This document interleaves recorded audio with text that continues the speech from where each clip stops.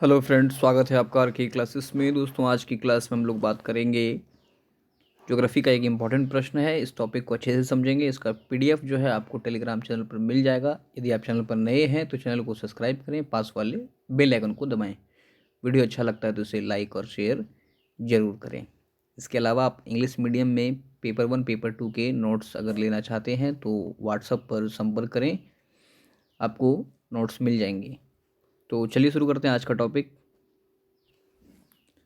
आज हम लोग देखेंगे प्लेट विवर्तन के सिद्धांत। इसे काफ़ी तेज़ी में देखेंगे क्योंकि अगर 15-20 मिनट की वीडियो बन जाती है तो मुश्किल से आप लोग 2-3 से 4 मिनट ही देखते हैं, इसलिए इसको और कम समय में पूरा करने की कोशिश करेंगे। कहता है पृथ्वी का ऊपरी भाग लिथोस्फेरिक प्लेट में खंडित माना गया है। ये प्लेट मुलायम और स्टेनोस्फेयर पर एक दूसरे के सापेक्ष गतिमान रहते हैं, जिस कारण पृथ्वी पर ज़्यादातर भूगर्भीय घटनाएं संपन्न होती है। इन प्लेटों के स्वरूप तथा प्रवाह से संबंधित विभिन्न घटनाओं के अध्ययन को प्लेट विवर्तनिकी कहा जाता है। कहता है क्रस्ट एवं ऊपरी मेंटल सहित पृथ्वी का 100 किलोमीटर गहरा हिस्सा लिथोस्फीयर कहलाता है। ऐसा माना गया है कि पृथ्वी 6 विशाल तथा 20 छोटे छोटे लिथोस्फेरिक प्लेटों में विभाजित है। ऐसा समझा जाता है कि सभी भूगर्भीय घटनाएं जहां पर दो प्लेटें मिलती हैं वहीं पर घटित होती है। ये प्लेट पृथ्वी के सतह के नीचे उठने वाले संवहनीय धारा के कारण खिसकती है। मुख्य रूप से 3 प्रकार की प्लेट सीमाएं हैं।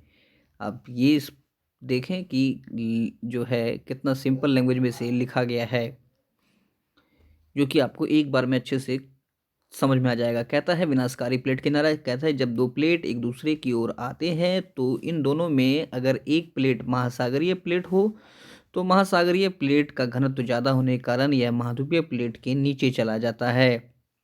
इस प्रकार क्रस्ट या भूपर्पट्टी का विनाश होता है।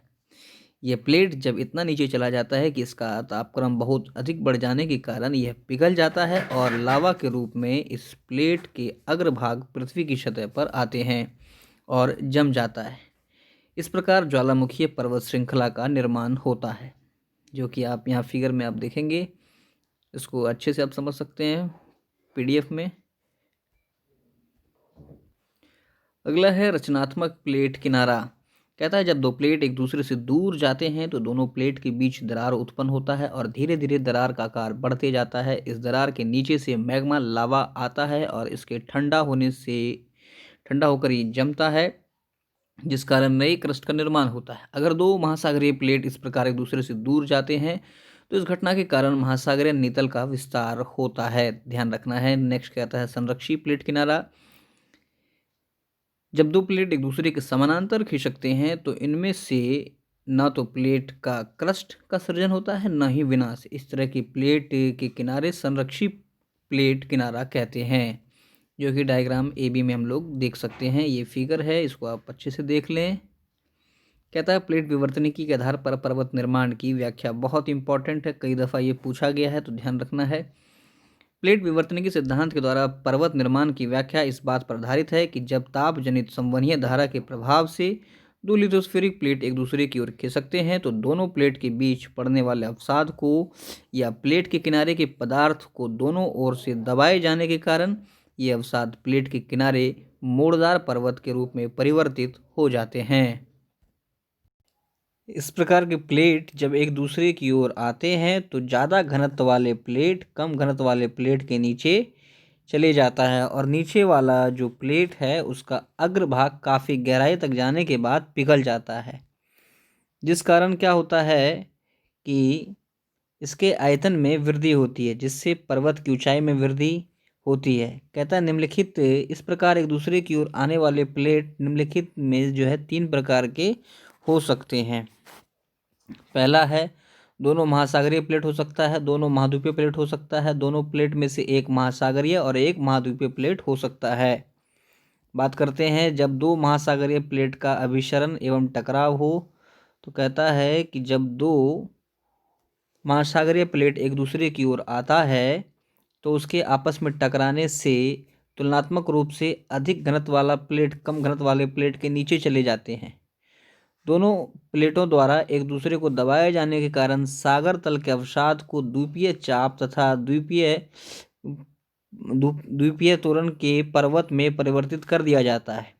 जब अधिक घनत्व वाला महासागरीय प्लेट कम घनत्व वाले महासागरीय प्लेट के नीचे लगभग 100 किलोमीटर की गहराई तक पहुंच जाता है तो इसका अग्रभाग पिघल जाता है, जिस कारण मैग्मा का निर्माण होता है और वह ऊपर उठने लगता है। परिणाम स्वरूप ज्वालामुखी चट्टान के जमा होने से द्वीपीय चाप ऊंचाई में बढ़ने लगता है। इस प्रक्रिया का सर्वश्रेष्ठ उदाहरण है जापान का द्वीपीय चाप से जो है प्राप्त होते हैं। कहता है कि जापान के तट के पूर्व में प्रशांत महासागरीय प्लेट नीचे की ओर खिसकता है और जो है उस ओर महासागरीय गर्त का निर्माण होता है और इसके पश्चिमी तट पर ज्वालामुखी पर्वत का भी निर्माण होता है।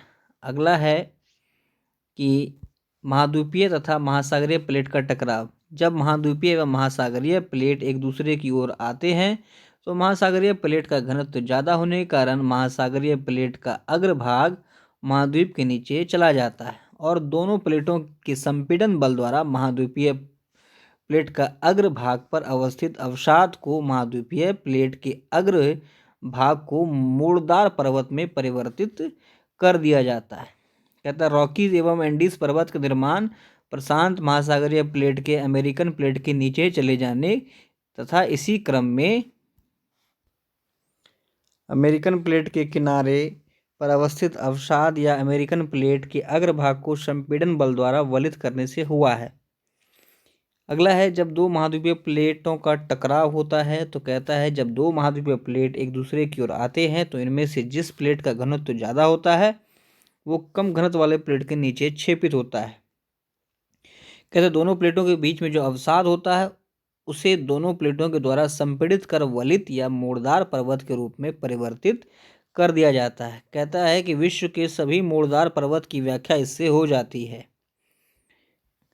अफ्रीकन प्लेट एवं यूरेशियन प्लेट के बीच अवस्थित टेथीज भूसन्नति को इन दोनों प्लेटों के एक दूसरे की ओर आने के कारण संपीड़न क्रिया द्वारा मोड़दार पर्वत अल्पास का निर्माण हुआ। उसी प्रकार सेनोजोइक कल्प में गोंडवाना प्लेट यानी भारतीय प्लेट तथा एशियाई प्लेट का एक दूसरे की ओर आने के कारण टेथीज भूसन्नति को मोड़दार पर्वत के रूप में परिवर्तित कर दिया गया। कहता है प्लेट के परस्पर एक दूसरे की ओर आने का जो प्रक्रिया है काफ़ी धीमी प्रक्रिया है जो सतत रूप से जारी है, अतः आज भी इन पर्वतों की ऊंचाई में वृद्धि हो रही है। बात करें मूल्यांकन की तो कहता है पर्वत निर्माण चारों युगों की जानकारी हमें प्राप्त होती है। प्रीकैम्ब्रियन, कैलिडोनियन, हर्शिनियन तथा टर्शियरी प्लेट विवर्तन सिद्धांत के पहले पर्वत निर्माण की व्याख्या के लिए जितने भी सिद्धांत का प्रतिपादन किया गया था वह सभी केवल किसी तरह टर्शियरी युग के मोड़दार पर्वत के निर्माण की प्रक्रिया की व्याख्या कर सकने में सक्षम है, जबकि प्लेट विवर्तन सिद्धांत के द्वारा सभी युगों एवं सभी प्रकार के पर्वत की उत्पत्ति की व्याख्या की जा सकती है। आगे कहता है प्लेट विवर्तन सिद्धांत के अनुसार इस प्रकार की परिकल्पना की गई है कि पृथ्वी के सभी प्लेट एक दूसरे के सापेक्ष गतिमान रहते हैं। इसी कारण लगभग 700 मिलियन वर्ष पहले सभी महाद्वीप एक साथ एक विशाल महाद्वीप के रूप में थे जिसे पेंजिया कहा गया। प्लेट के खिसकने के कारण लगभग 500 से 600 मिलियन वर्ष पहले पेंजिया जो है ये यूरेशियन प्लेट एवं एक दूसरे की ओर अमेरिकन एवं यूरेशियन प्लेट के एक दूसरे की ओर आने के कारण अटलांटिक महासागर बंद होने लगा और कैलिडोनियन पर्वत का निर्माण हुआ। कहता है कि 300 मिलियन वर्ष पहले अटलांटिक पूर्ण रूप से बंद हो गया था तथा अपलेशियन पर्वत का भी निर्माण पूर्ण हो गया। इसी समय यूरोप के हर्शिनियन पर्वत का निर्माण हुआ। लगभग 200 मिलियन वर्ष पूर्व सारे महाद्वीप प्लेट के गतिमान रहने के कारण पुनः आपस में मिल गए तथा फिर से एक विशाल महाद्वीप का निर्माण हुआ जिसे पेंजिया 2 कहा गया। 150 मिलियन वर्ष पूर्व पुनः पेंजिया का विखंडन हो गया तथा अटलांटिक पुनः खुल गया। टर्शियरी युग में प्लेटों के पुनः खिसकने के कारण वर्तमान मोड़दार पर्वत का निर्माण हुआ। प्लेट विवर्तन के सिद्धांत के द्वारा न केवल विभिन्न भूगर्भीय घटनाओं की व्याख्या की जा सकती है बल्कि विभिन्न प्लेटों की गति के अनुमान के आधार पर भविष्य में महाद्वीप एवं महासागरों की संभावित स्थिति क्या होगी, इसकी भविष्यवाणी की जा सकती है। सभी लेक्चर को काफ़ी जल्दी से जल्दी कवर करने की कोशिश इसलिए की जा रही है क्योंकि अगर लेक्चर को धीरे धीरे विस्तार से समझा कर करते हैं फिर भी इसमें जो है आप लोग 2 से 3 मिनट से ज़्यादा नहीं देखते हैं, इसलिए आप इसे सिर्फ एक बार तेज़ी में देखें ताकि आपका समय बचे।